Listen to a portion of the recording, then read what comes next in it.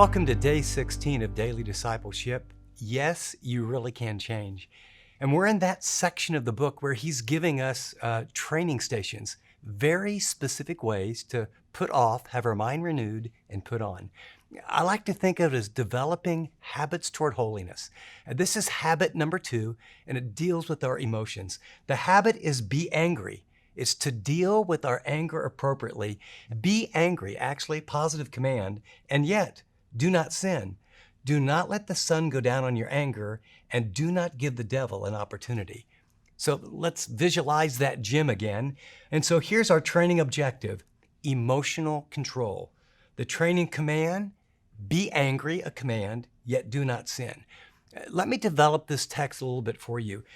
There's a couple different words for anger in this passage. Be angry, the first one is a Greek word orge, and it's the idea of a settled something, a habit of mind that arouses certain things in you because of certain conditions. For example, be angry when you see injustice. Be angry about the sex trade. Be angry when you see what evil is doing to people. Be angry when there's disharmony and you realize it needs to be fixed. Be angry when something is wrong that should be right. Be angry when someone's being taken advantage of. You see, we tend to think of anger as wrong. It's just a very, very powerful emotion. And it's interesting, he says, be angry and yet do not sin. Do not let the sun go down on your anger. And this second word for anger is the anger of irritation, of bitterness, resentment, of exasperation.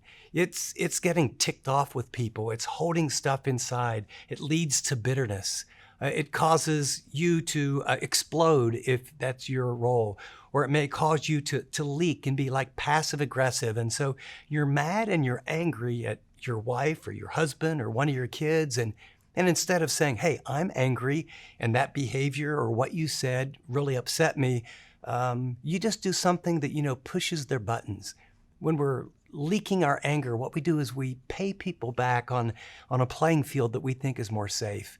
And then there's those of you that when you feel this kind of anger, you stuff it down inside.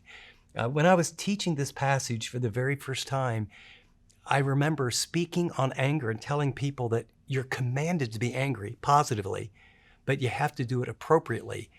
It caused such a stir that I actually had one of the ladies in our church that was a counselor say, I wrote a book called Good Guilt and Bad Guilt.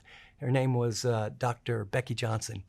And she said, I think there's little teaching on this. So she and I got together and we wrote a book called Overcoming Emotions That Destroy, helping people understand good anger, bad anger, the way we express it. It's just been amazing what's happened with that. When people go into training with regard to anger, it solves so many problems. There's so much conflict. In fact, notice that the training actions: put off anger that leads to sin and offense. Then notice how you need to change your thinking, renew, recognize the dangers of unresolved anger. Unresolved anger is, according to experts, the cause of 90% of depression, people who stuff it. Unresolved anger spiritually, according to the Holy Spirit through the Apostle Paul, is a window, a foothold that allows the enemy to begin to work in your life. When you are angry, when you have bitterness, when you have resentment, you are opening the door of your heart, your mind, and your life to demonic activity. We tend to think of spiritual warfare as something that happens, way out there, or it's real weird, or, audio or manifestations, or, like the crazy movies you see on TV. The enemy wants to destroy your life, cause division, discourage you, ruin your relationships, and obliterate your testimony for Christ. The average Christian doesn't experience demonic activity through getting involved in Ouija boards or the occult. It's through unresolved anger. You need to understand that getting into training so that you can be angry about the right things, injustice, but not allow the kind of anger that divides, that destroys, and opens the door for the enemy in your life, you have to go into training. And notice what you put on. You put on appropriate expressions of anger. And you ask, well, how do you do that? Some of you, even as you're listening right now, watching and saying to yourself, oh my, this is me. I explode. Everyone tells me I have an anger problem. And when you explode and when you spew, then you go back and you say, I'm so sorry, I'll never do that again. I'm trying really hard not to be that. And it just happens over and over and over. And so that's why we're talking about going into training, because you can learn to express your anger in a way that attacks the problem rather than the person. For others of you, the lights may come on and you just realize you're sarcastic and you put people down and you're the funny person. But in reality, you have a lot of anger underneath the hood, a lot of anger that you just sort of leak out here and leak out there. And what you appear to be and what's going on inside is really different, and it's killing your soul.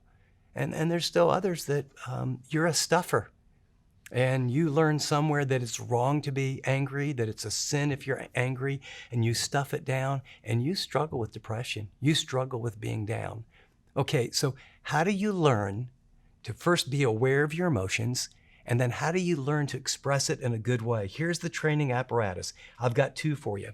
The first is I feel messages. I grew up in a home where my dad was a spewer and an exploder. And my wife grew up in a home where if you were angry, it was wrong. You were never angry. So she stuffed hers and got depressed, and I was tempted to talk, or spew, and it was not working well. So some of you know my story. We went to marriage counseling, and one of the best things I got from marriage counseling was on a little 3x5 card. Here's what we learned. I feel blank when you. In other words, it's not wrong to feel, but we never learn to express our emotions without attacking the person. And so I could learn to say, I feel hurt or I feel angry when I come in from work and you're playing with the kids and don't even recognize that I'm there. Or she could say, I feel hurt, I feel angry that you put so much energy at work and we have all this stuff that needs to be fixed at home and you don't even see it. Those difficult things are hard to get on the table, but I will tell you, we hold them in and we get angry. The final thing is make direct request.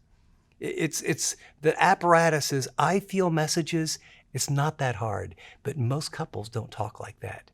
You can go into training and you can learn to make direct requests and you can learn to have anger be an ally instead of an enemy. I've got some questions that I think are going to help you on your journey.